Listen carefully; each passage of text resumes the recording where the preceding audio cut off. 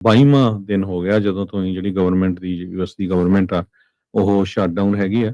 Senator Jeff ਮਾਰਕਲੇ ਜੋ ਓਰੀਗਨ ਤੋਂ Democrat ਹੈਗੇ ਆ, ਉਹਨਾਂ ਨੇ ਇੱਕ ਹੁਣ ਸੈਨੇਟ ਦੇ ਵਿੱਚ ਕਹਿੰਦੇ ਮੈਰਾਥਨ ਸਪੀਚ ਸ਼ੁਰੂ ਕੀਤੀ ਆ, ਜਿਹਦੇ ਵਿੱਚ ਉਹਨਾਂ ਨੇ ਇਹ ਕਿਹਾ ਆ ਵੀ ਪ੍ਰੈਜ਼ੀਡੈਂਟ ਟਰੰਪ ਉਹਨਾਂ ਦੀਆਂ ਜਿਹੜੀਆਂ ਪਾਲਿਸੀਜ਼ ਆ ਉਹ ਗਲਤ ਹੈਗੀਆਂ। ਉਹਨਾਂ ਨੇ ਪ੍ਰੋਟੈਸਟ ਕੀਤਾ ਆ। ਮਾਰਕਲੇ 68 ਸਾਲਾਂ ਦੇ ਆ। 6:21 ਤੇ ਮੰਗਲਵਾਰ ਰਾਤ ਨੂੰ ਉਹਨਾਂ ਨੇ ਆਪਣੀ ਜਿਹੜੀ ਸਪੀਚ ਆ ਉਹ ਸ਼ੁਰੂ ਕੀਤੀ ਹੈਗੀ ਆ। ਤੁਹਾਨੂੰ ਪਤਾ ਹੀ ਆ ਵੀ ਕਈ ਵਾਰੀ ਸਪੀਚ 40-40 ਘੰਟੇ ਤੱਕ ਵੀ ਚੱਲ ਜਾਂਦੀ ਆ, ਪਿਛਲੇ ਸਮਿਆਂ ਦੇ ਵਿੱਚ ਆਪਾਂ ਦੇਖਿਆ ਹੈਗਾ।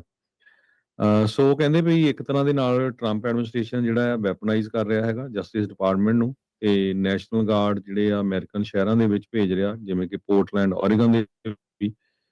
ਤੇ ਮੈਂ ਇਸ ਸੈਨੇਟ ਦੀ ਫਲੋਰ ਤੇ ਤੁਹਾਨੂੰ ਜਿਹੜਾ ਆ ਰਿੰਗ ਦਾ ਅਲਾਰਮ ਬੈਲਸ ਕਰਕੇ ਆਇਆ। ਕਹਿੰਦਾ ਵੀ ਮੈਂ ਤੁਹਾਨੂੰ ਦੱਸਣ ਆਇਆ ਵੀ ਇਹ ਸਾਰਿਆਂ ਨੂੰ ਪਤਾ ਹੋਣਾ ਚਾਹੀਦਾ ਵੀ ਸਾਡਾ ਮੁਲਕ ਕਿੱਧਰ ਨੂੰ ਜਾ ਰਿਹਾ ਹੈਗਾ। ਕਹਿੰਦੇ ਵੀ ਅਸੀਂ ਬਹੁਤ ਉਸ ਖਤਰਨਾਕ ਮੋੜ ਦੇ ਵਿੱਚ ਆ ਆਪਣੇ ਇਤਿਹਾਸ ਦੇ ਵਿੱਚ ਸਿੰਸ ਸਿਵਲ ਵਾਰ। ਕਹਿੰਦੇ ਵੀ ਪ੍ਰੈਜ਼ੀਡੈਂਟ ਟਰੰਪ ਜੋ ਆ ਉਹ ਕੌਨਸਟੀਟਿਊਸ਼ਨ ਨੂੰ ਸ਼ਰੈਡ ਕਰ ਰਿਹਾ ਆ, ਕੌਨਸਟੀਟਿਊਸ਼ਨ ਨੂੰ ਉਹ ਇੱਕ ਤਰ੍ਹਾਂ ਦੇ ਨਾਲ ਕੱਟ ਕਰ ਰਹੇ ਹੈਗੇ ਆ। ਨਿਊ ਜਰਸੀ ਦੇ ਸੈਨੇਟਰ ਐਂਡੀ ਕੇਮ ਤੇ ਕੋਰੀ ਬੁਕਰ ਤੇ ਨਾਲ ਦੀ ਨਾਲ ਇਲੀਨੋਇਸ ਦੇ ਸੈਨੇਟਰ ਡਿਕ ਡਰਬਨ, ਵਾਸ਼ਿੰਗਟਨ ਦੇ ਸੈਨੇਟਰ ਮਰੀਆ ਕੈਂਟਵੈਲ, ਮਿਨੇਸੋਟਾ ਤੋਂ ਸੈਨੇਟਰ ਟੀਨਾ ਸਮਿਥ, ਮੈਸਾਚੂਸੇਟਸ ਤੋਂ ਸੈਨੇਟਰ ਐਡ ਮਾਰਕੇ ਤੇ ਕਨੈਟੀਕਟ ਤੋਂ ਸੈਨੇਟਰ ਕ੍ਰਿਸ ਮਰਫੀ, ਉਹਨਾਂ ਨੇ ਵੀ ਜਿਹੜੇ ਮਾਰਕਲੇ ਦੇ ਜਿਹੜੇ ਕੁਐਸਚਨ ਸੀਗੇ ਉਹਨਾਂ ਦਾ ਜਿਹੜਾ ਆਨਸਰ ਦੇਣ ਦੀ ਕੋਸ਼ਿਸ਼ ਕੀਤੀ ਜਾਂ ਆਨਸਰ ਪੁੱਛਣ ਦੀ ਗੱਲ ਕੀਤੀ ਹੈਗੀ ਆ।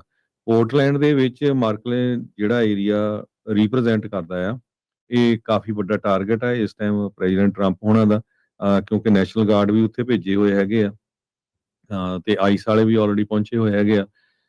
ਤੇ ਕਹਿੰਦੇ ਵੀ ਪ੍ਰੈਜ਼ੀਡੈਂਟ ਟਰੰਪ ਸਾਨੂੰ ਯਕੀਨ ਦਿਵਾਉਣਾ ਚਾਹੁੰਦੇ ਆ ਵੀ ਇਹ ਜਿਹੜੀ ਮੇਰੀ ਹੋਮ ਸਟੇਟ ਦੇ ਵਿੱਚ ਵੀ ਇੱਥੇ ਬਹੁਤ ਰਾਇਟਸ ਹੋ ਰਹੇ ਆ, ਕੇਓਸ ਹੈਗਾ ਆ, ਪਰ ਉੱਥੇ ਕਹਿੰਦੇ ਵੀ ਕੁਝ ਵੀ ਨਹੀਂ ਹੈਗਾ। ਇਹ ਸਾਰਾ ਜਿਹੜਾ ਝੂਠ ਦਾ ਪਲੰਦਾ ਜਿਹੜਾ ਲੋਕਾਂ ਨੂੰ ਸ਼ੋਅ ਕੀਤਾ ਜਾ ਰਿਹਾ ਹੈਗਾ। ਕਹਿੰਦੇ ਵੀ ਪੋਰਟਲੈਂਡਰਸ ਜਿਹੜੇ ਆ they are not taking the wait. Instead ਉਹਨਾਂ ਨੇ ਕਿਹਾ ਵੀ ਅਸੀਂ ਜਿਹੜੀ ਆ ਡੈਮੋਨਸਟ੍ਰੇਟ ਕਰਾਂਗੇ ਵਿਦ ਖੁਸ਼ੀ ਦੇ ਨਾਲ ਕਿ ਕੀ ਜੋ ਸਾਡੇ ਉੱਤੇ ਵਾਪਰ ਰਿਹਾ ਆ ਉਹ ਲੋਕਾਂ ਨੂੰ ਦੱਸਿਆ ਜਾਵੇ।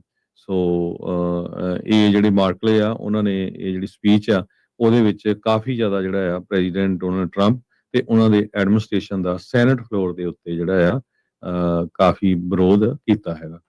ਜੀ,